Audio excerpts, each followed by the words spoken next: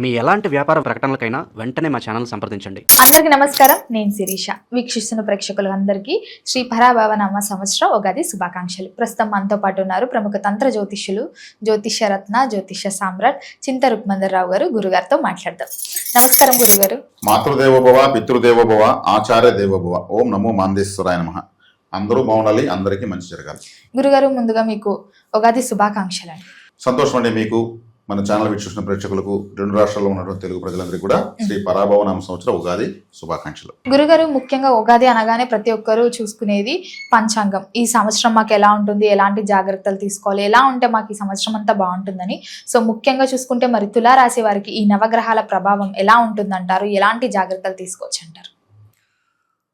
ఈ పరాభవనామ సంవత్సరం ఉగాది నుంచి తులారాశి వాళ్లకు ఎలా ఉందని చెప్పుకునే ముందు, సహజంగా అందరూ కూడా ఉగాది వస్తే మాకు ఆదాయం ఎంత, వ్యయం ఎంత, రాజ్యపూజ్యం ఎంత, అవమానం ఎంత, ఇవి ఫ్రంట్ లైన్లో చూసుకుంటారు. అట్లా చూసుకుంటే తులారాశి వాళ్ళకు ఆదాయం 5, వ్యయం 14, అదేవిధంగా గౌరవించే వాళ్ళు 6 మంది ఉంటే అవమానించే వాళ్ళు 3 ఉంటారు. అంటే రాజ్యపూజ్య అవమానాలు 6, 3గా ఉంది. ఆదాయ వ్యయాలు 5, 14గా ఉంది. అంటే 5 రూపాయలు వస్తే 14 రూపాయలు ఖర్చు అవుతుందని అర్థం అన్నమాట. ఇది కందాయ పొలాలు, ఇది మన రాజ్యపూజ అవమానాలు, ఆదాయ వ్యయాలను నిర్ణయించారు. ఇక జనరల్గా ఈ రాశికి ఈ సంవత్సరం మిగిలిన గ్రహ సంపత్తి ఎలా ఉందంటే, ప్రథమార్థము, ద్వితీయార్థము రెండు కూడా ప్రధాన గ్రహాలు రాహుకేతువులు, శని, గురువుల యొక్క ప్రభావం బాగానే ఉంది. ఎందుకంటే ఈ రాశికి భాగ్యస్థానంలో గురువు ఉన్నాడు, ప్రథమార్థంలో రాశిని చూస్తాడు. ద్వితీయార్థం, అదేవిధంగా ప్రథమార్థంలో 6వ ఇంట్లో శని ఉన్నాడు. ఈ రాశికి చతుర్థ పంచమాధిపతి శని 6వ ఇంట్లో ఉన్నాడు. శని నైసర్గిక పాపగ్రహము. పాపస్థానంలో ఉండడం చాలా మంచిది. పాపగ్రహము పాపస్థానంలో ఉండడం మైనస్ ప్లస్ మ్యాథమెటిక్స్లో. పాపగ్రహం, నైసర్గిక పాపగ్రహం శనేశ్వరుడు, 6వ స్థానం పాపస్థానము, అక్కడ ఉండడం మంచిది. ఈ రాశికి 4, 5వ ఇంటి వాడు మళ్ళీ. కాబట్టి గోచారీత్యా శని మంచి ఫలితాలను ఇస్తాడు. సంవత్సరం పూర్తిగా 6వ ఇంట్లోనే ఉంటాడు. ఇక 5వ స్థానంలో రాహు ఉన్నాడు. ఈ రాశికి రాహు కూడా అత్యంత శుభగ్రహము. 5వ ఇంట్లో రాహు ఉన్నాడు, అది మంచిదే. రాహుని ప్రథమార్థంలో గురువు చూస్తున్నాడు, రాశిని చూస్తున్నాడు, అది మంచిదే. ద్వితీయార్థంలో గురువు 10వ స్థానంలోకి వచ్చి ఉచ్చస్థితి పడుతున్నాడు. గురువు ఉచ్చస్థితిలోకి రావడము అంటే ఈ రాశికి 6వ ఇంటి వాడు 10వ ఇంట్లోకి ఉచ్చస్థితి పడడం మంచిది. అంటే పాపగ్రహం కేంద్రంలో ఉండడం మంచిది, అక్కడ ఉచ్చస్థితి పడుతూ ఉంది. ఇలా తీసుకుంటే గ్రహాలన్నీ బాగున్నట్లే. అంటే ఈ గురువు డిసెంబర్లో మళ్ళీ రాహుకేతులు స్థానాలు మార్పు చెందుతున్నారు. 10వ ఇంట్లో కేతువు, 4వ ఇంట్లోకి రాహువు. 4వ ఇంటి రాహు మంచోడే, 10వ ఇంట్లో కేతువు కర్మ లేని గ్రహం. నవగ్రహాలు 8 గ్రహాలకే కర్మ ఉంది, కేతుకి ఏ కర్మ లేదు. కేతు ఏ ఫలితాన్ని ఇవ్వడు. కానీ ఫలితాన్ని ఇవ్వాలంటే జపతప దానాలు, దైవారాధన చేస్తే అప్పుడు ఏదైనా ఇస్తాడు, లేదంటే ఇవ్వడు. కర్మస్థానంలోకి కర్మలేని గ్రహం వెళ్తా ఉంది. ఆడికి మళ్ళీ గురువు వస్తున్నాడు. అంటే గురువు కేతు కలిస్తే సన్యాసయోగం పెరిగిపోతుంది. గురువు జ్ఞానకారకుడు, కేతు మోక్షకారకుడు. జ్ఞానం ఉంటే మోక్షం వస్తున్నట్లు. కాబట్టి కేతువు గురువు కలుస్తున్నారు కాబట్టి 10వ ఇంట్లో వీళ్లకు ఏదైనా ధార్మికమైనటువంటి పనులు చేయడము, ధార్మిక సంస్థలకు విరాళాలు ఇవ్వడము, ఇంకేదన్నా స్వచ్ఛంద సేవా సంస్థలు నెలకొల్పడము, ఇటువంటివన్నీ చేస్తే విశేషంగా యోగిస్తుంది. అవి చేయకుండా మామూలు వ్యాపారాలు కమర్షియల్గా చేయాలంటే బెడ్స్ కొడుతుంది. అదే గురువు 10వ స్థానంలో ఉంటూ శనిని చూస్తాడు కాబట్టి ఇంకా మంచిదే. 6వ ఇంటి వాడు 6వ ఇంటిని వచ్చేసి బట్టి చూస్తున్నాడు. కాబట్టి వీళ్ళు ఎంత చేసినా చివరకు ఏదో ఒక ఆధ్యాత్మిక చింతనతో ఏదో ఒకటి చేయాలి. 10వ ఇంట్లో కేతు ఉన్న వాళ్ళు ఆధ్యాత్మిక మార్గంలో దిగారంటే అది ఎక్కడో వెళ్తారు, వాళ్ళు మంచి స్థాయికి వెళ్తారు. వాళ్ళు చెప్పింది ఎవరైనా ఆమోదిస్తారు. దైవభక్తి ఎక్కువ ఉండాలి, సమాజ సేవ, ప్రకృతి సేవ ఎక్కువ ఉండాలి. వాళ్ళకి జీవితం ఇంకా వడ్డించిన విస్తరి. ఆధ్యాత్మిక చింతన ఎంత ఎక్కువ ఉంటే అంత మంచిది. కాబట్టి తులారాశి వాళ్ళు ఎక్కువగా ఆధ్యాత్మిక చింతనలోకి వెళతారు కూడా. వెళ్ళకపోతే వాళ్ళకి ఫలితాలు రావు. 10వ ఇంట్లో గురువు ధనకారకుడు అక్కడే ఉన్నాడు, ఆధ్యాత్మిక సంబంధించిన గ్రహం అక్కడే ఉంది. అది దశమ కేంద్రం అంటే వృత్తి స్థానము. మనం ఏం చేసి బతకాలా అనేటువంటి చెప్పేది 10వ స్థానం. మరి అక్కడికి ఆ గ్రహాలు వచ్చినప్పుడు ఆ గ్రహాలకు సంబంధించినవి ఏమి చేస్తే ఆ గ్రహం అనుకూలత అది చేయాలి, అది మంచిది.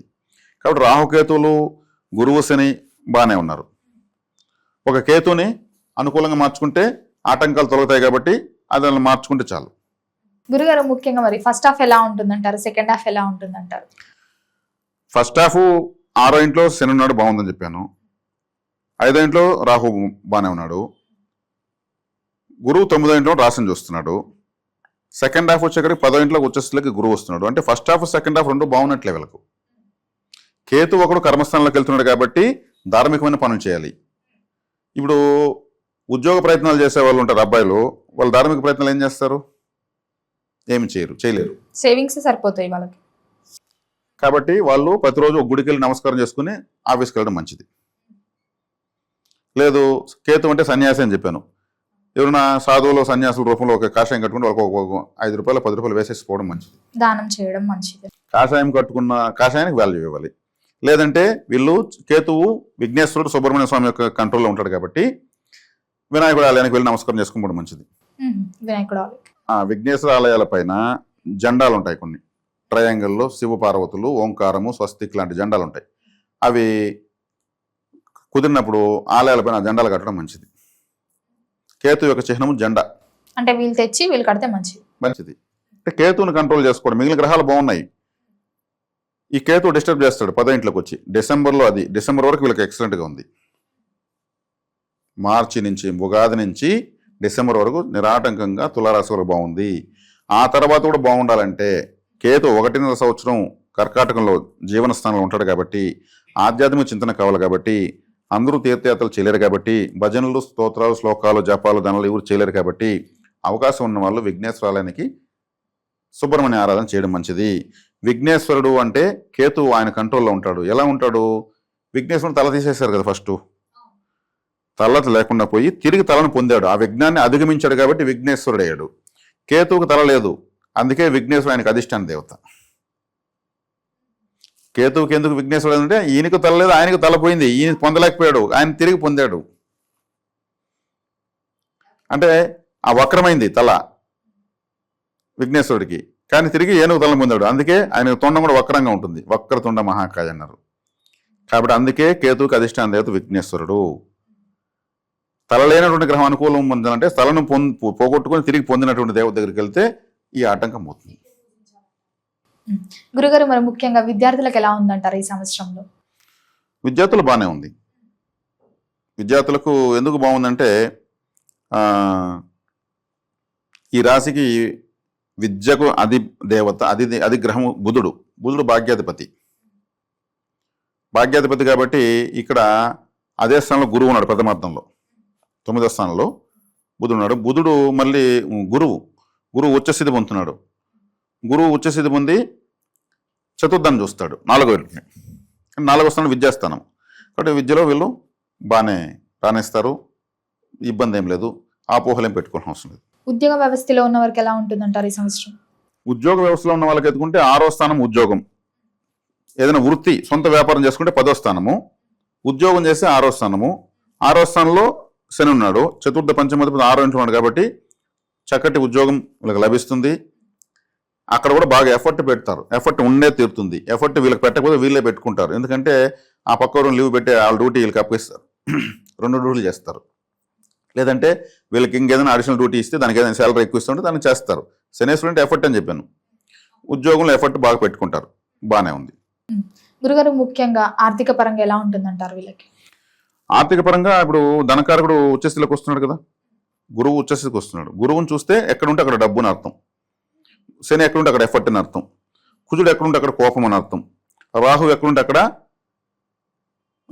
వ్యూహం అని అర్థం. వ్యూహం అంటే ఒకరిని ఏమారించడమా, మనం ఏమారడమా, అంటే ఒకరిని కీడు చేయడమా, లేకపోతే మనం అంటే mind work, short cut methods లో టక్కు టమరంగా ఏమరి చేశాడు, ఆన్లైన్ మోసాలు చేశాడు అంటారు, ఇదంతా రాహువే. అంటే గ్రహ కారకత్వాలు చెప్తున్నాయి ఇక్కడ. బుధుడు ఎక్కడుంటే అక్కడ ఇంటెలిజెన్స్ అంటే ఫార్ములాస్ కనుక్కోవడం, దానికి ఇది ఎట్లా దీనికి ఇది ఎట్లా, ఈజీ మెథడ్ కనుక్కోవడము. కేతు ఎక్కడుంటే అక్కడ దేవుడు పూజ చేయాలని అర్థం. కాబట్టి డబ్బు ఎక్కడుంటే అక్కడంటే 10వ స్థానంలో గురువు ఉన్నాడు, వ్యాపారం మంచి లాభాలు ఉంటాయి. 6వ ఇంట్లో శని ఉన్నాడు, చేసేటువంటి వృత్తి ఉద్యోగ వ్యాపారంలో కష్టము ఉంటుంది, ఫలితము ఉంటుంది. ఎందుకంటే ఈ రాశికి శుభగ్రహం కాబట్టి ఈ రాశికి ఇంకొక శుభగ్రహం రాహు కూడా అదృష్టమైన స్థానంలో ఉన్నాడు.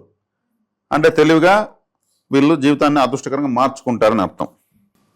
గురుగారు, మరి ముఖ్యంగా ఎవరైతే గత సంవత్సరం నుంచి వివాహాల కోసం ప్రయత్నిస్తున్నారో ఈ సంవత్సరం వివాహ యోగం ఉందంటారా వారికి? మామూలుగా సప్తమ స్థానానికి అధిపతి కుజుడు, వీళ్ళకు పాపగ్రహం. తులా రాశి, తులా లగ్నం, మరీ ముఖ్యంగా తులా లగ్నంలో పుడితే మ్యారిటల్ డిస్టర్బెన్స్ కంపల్సరీ ఉంటుంది. తులా అంటేనే ఒక తక్కెడ, అది ఈక్వల్గా అంత ఈజీగా ఉండదు. ఒకటో పైకి లేయడం ఇట్లా కదులుతూనే ఉంటుంది. భార్యాభర్తలు జీవితం తులారాశి. యాక్చువల్గా శుక్రుడు భార్యకారకుడు, కుజుడు భర్తకారకుడు, వీళ్ళిద్దరు ఒకరికొకరు ఎదురెదురుగా ఉంటారు. తులా లగ్నంలో పుట్టిన వాళ్ళకి కంపల్సరీ మ్యారిటల్ లైఫ్ డిస్టర్బెన్స్ ఉంటుంది. తులా రాశిలో పుడితే అది ఎంతో కొంత ఉంటుంది. మ్యారిటల్ లైఫ్ డిస్టర్బెన్స్ లేకుండా మాత్రం ఉండదు, ఉండే తీరుతుంది. మామూలుగా వీళ్ళు అడ్జస్ట్ చేసుకోలేరు, విషయాలను కొన్ని అడ్జస్ట్ చేసుకోలేరు. ఎందుకంటే తులా అంటే ధర్మదేవత చేతిలో ఉంటుంది. ధర్మదేవత అంత ఈజీగా తన తప్పును ఒప్పుకుంటుందా?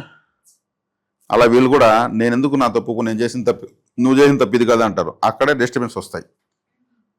సర్దుకోను పోగలిగితే తులారాశి వాళ్ళకు వివాహ జీవితం బాగుంటుంది. సర్దుకోను పోకపోతే కష్టమవుతుంది. ఎక్కువ మందికి రెండో వివాహం అయ్యే వాళ్ళు ఎక్కువ తులారాశులు ఉంటారు.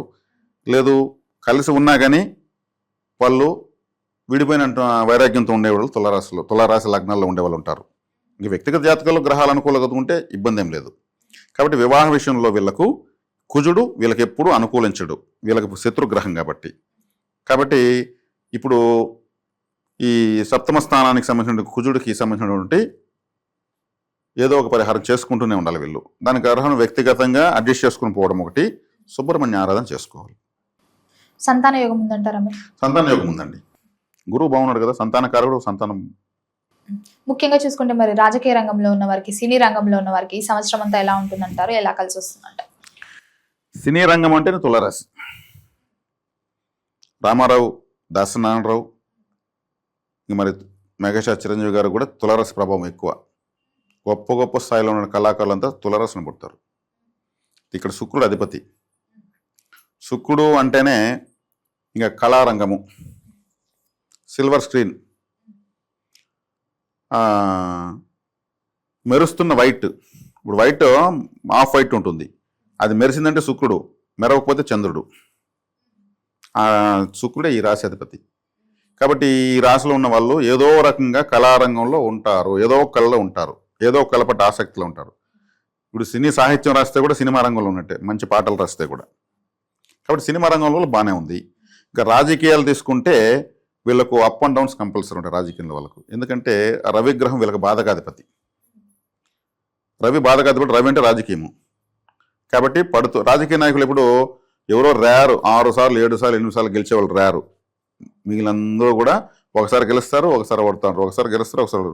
అంటే రవి ప్రిస్టేజ్ ప్లానెట్. ఓడిపోతారు, మళ్ళీ గెలుపు కోసం 5 సంవత్సరాలు మళ్ళీ పోరాడతారు, మళ్ళీ గెలుస్తారు, ప్రిస్టేజ్ సంపాదిస్తారు, మళ్ళీ పడతారు. ఇలా పడుతూ ఉంటారు. కాబట్టి రాజకీయ రంగంలో వాళ్ళకి మామూలు జనరల్గా ఒడిదుడుకులు ఎక్కువ. కానీ ఇప్పుడు గ్రహాలన్నీ ప్రధాన గ్రహాలు బాగున్నాయి కాబట్టి ప్రస్తుతం అయితే రాజకీయ రంగంలో బాగుంది. విదేశీ యోగం ఉందంటారా? అలాగే విదేశీ యోగం బాగానే ఉంటుంది వీళ్ళకు. విదేశాలకు సంబంధించినటువంటి ప్లానెట్ రాహువు, చంద్రుడు రాశిలోకి గురువు వస్తున్నాడు.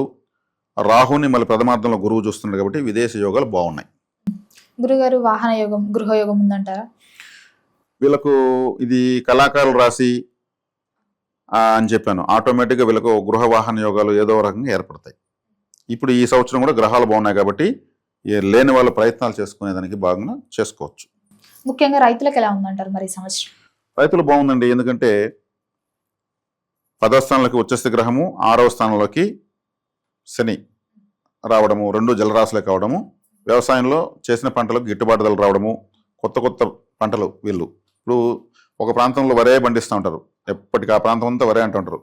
అలా కాకుండా ఢిల్లీ నుంచో అండమాన్ నుంచో కొత్త ఏదైనా ఒక పండ్ల మొక్కలు తేవడము, పూల మొక్కలు తెచ్చి నాటడము, దాన్ని ఆ ప్రాంతం అంతా స్ప్రెడ్ చేసి ఎక్కువ రేట్లకు అమ్మడము, అంటే ప్రయోగాలు అంటారు వీటిని. ఇట్లాంటి ప్రయోగాలు కూడా వీళ్ళకు మంచి ఫలితాలు ఇస్తాయి వ్యవసాయదారులకు. గురుగారు, మరి ఈ సంవత్సరం అంతా కలిసి రావాలంటే తులారాశి వారు ఏ దైవాన్ని పూజించమంటారు, ఎలాంటి పరిహారాలు చేసుకోవచ్చు అంటారు? మామూలుగా ధనస్థానం అంటే 2వ స్థానం, డబ్బులు రావాలంటే వాళ్ళ రాశికి 2వ రాశి, అదే ధనస్థానం. ఈ వీళ్ళకి ధనస్థానం ఏదైంది? వృశ్చికమైంది. వృశ్చికము అంటే ఆ వృశ్చికంలో అనురాధ నక్షత్రం ఉంది. అనురాధ నక్షత్రం అంటే బురద, అశుద్ధము అని అర్థం, డ్రైనేజ్ అని అర్థం. మరి అక్కడి నుంచే తామరపువ్వు పుట్టింది.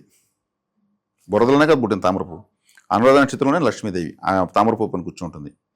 కాబట్టి లక్ష్మీదేవి ఆరాధన అనురాధ నక్షత్రం రోజు చేయొచ్చు. అదే వృశ్చిక రాశి అంటే అశుద్ధము అని చెప్పాను. అంటే అశుద్ధము శుభ్రం చేసేవాళ్ళు ఎవరు? మున్సిపల్ కార్మికులు. వృశ్చిక రాశి అంటే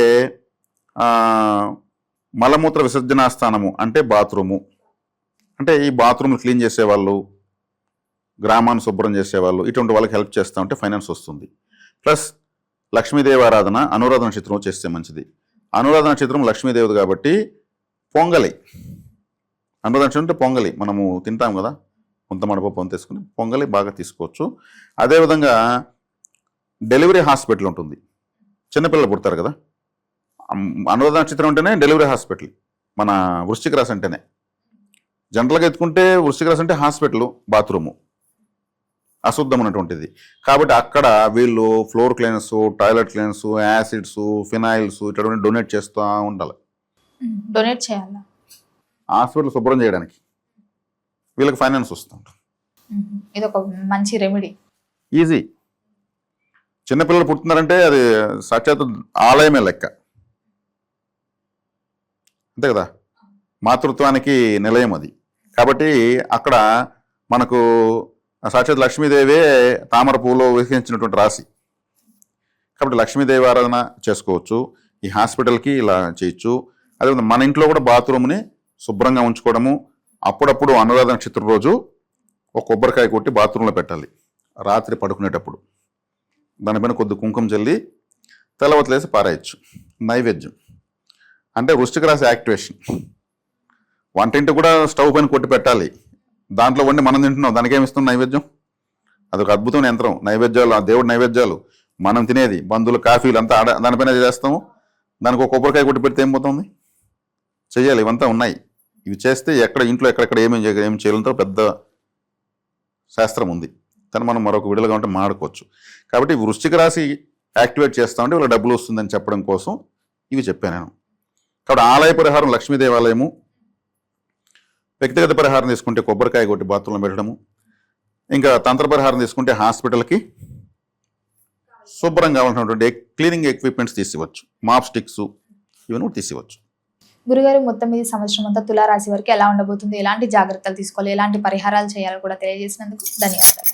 ధన్యవాదాలు.